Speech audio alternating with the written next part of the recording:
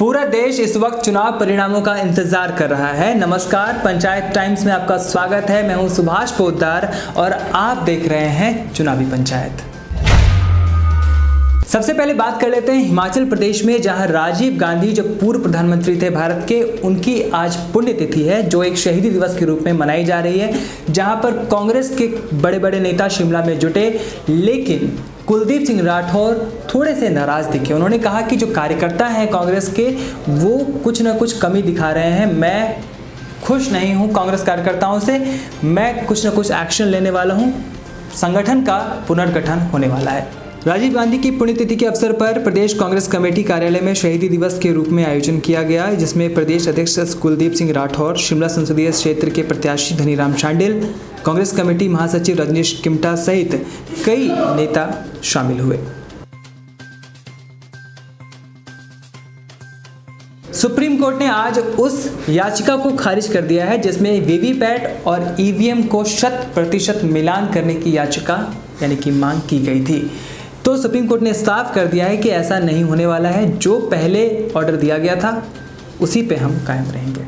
Supreme court ने 100% EVM और VVPAT के मिलान की मांग करने वाली याचिका खारिज कर दी है। एक एनजीओ ने ये मांग की थी। जस्टिस अरुण मिश्रा की अध्यक्षता वाली वेकेशन बेंच ने याचिका को बकवास करार देते हुए कहा कि एक ही मांग बार बार नहीं सुन सकते। लोग अपनी सरकार चुनते हैं, कोर्ट इसके आड़े नहीं आएगा। 7 मई को सुप्रीम कोर्ट ने ईवीएम और वीवीपैट के मिलान की संख्या बढ़ाने से इनकार कर दिया था। चीफ जस्टिस रंजन गोगोई की अध्यक्षता वाली बेंच ने पहले के आदेश में बदलाव करने से इनकार कर दिया था। सुनवाई के दौरान याचिकाकर्ताओं की तरफ से अभिषेक मनु सिंघवी ने कहा था कि अगर 50% मुमकिन नहीं तो कम से कम 25% ईवीएम का वीवीपैट से मिलान कराया जाना चाहिए। तब सुप्रीम कोर्ट ने कहा था कि हम अपने पुराने आदेश में कोई बदलाव नहीं करने जा रहे हैं। कोर्ट ने विपक्षी दलों की रिव्यू पिटीशन को खारिज कर दिया था। विपक्षी दलों की याचिका में कहा गया था कि 50% वीवीपैट का ईवीएम से मिलान होना चाहिए और किसी भी गड़बड़ी की स्थिति में वीवीपैट की गिनती के आधार पर नतीजे घोषित होने चाहिए। 8 अप्रैल को सुप्रीम कोर्ट ने आगामी लोकसभा चुनाव में एक विधानसभा के बूथ के ईवीएम से वीवीपैट के मिलान की वर्तमान व्यवस्था में परिवर्तन करने का आदेश दिया था।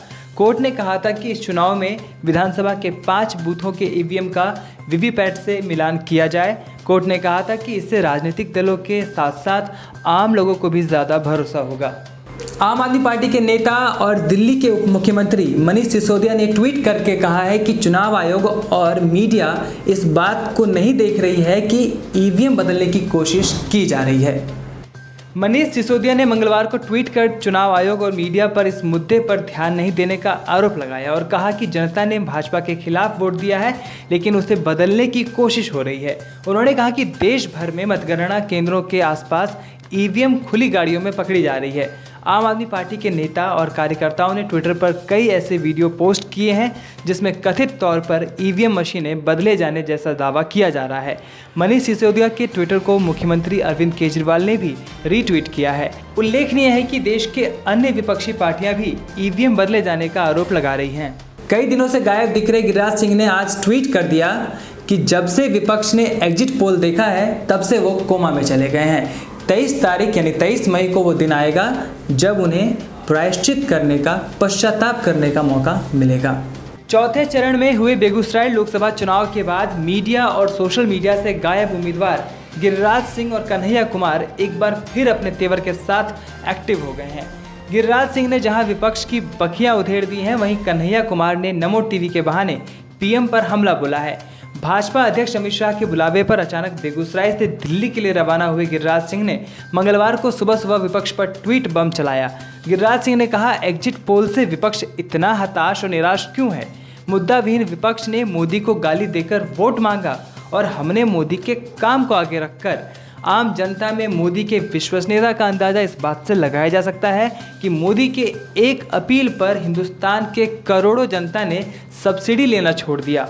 एग्जिट पोल के बाद सोमवार को गिरिराज सिंह ने विपक्ष के मोक्ष के लिए पश्चाताप की सलाह देते हुए कहा था कि एग्जिट पोल देखकर ममता बनर्जी एवं चंद्रबाबू नायडू समेत संपूर्ण विपक्ष राजनीतिक रूप से आईसीयू में पहुंच गए हैं।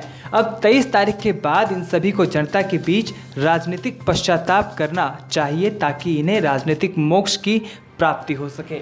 चुनावी पंचायत के आज के इस अंक में बस इतना ही। आप हमें यूं ही लाइक करते रहिए, शेयर करते रहिए। आप हमें फॉलो कर सकते हैं फेसबुक पर, शेयर चैट पर, इंस्टाग्राम पर और ट्विटर पर। नमस्कार।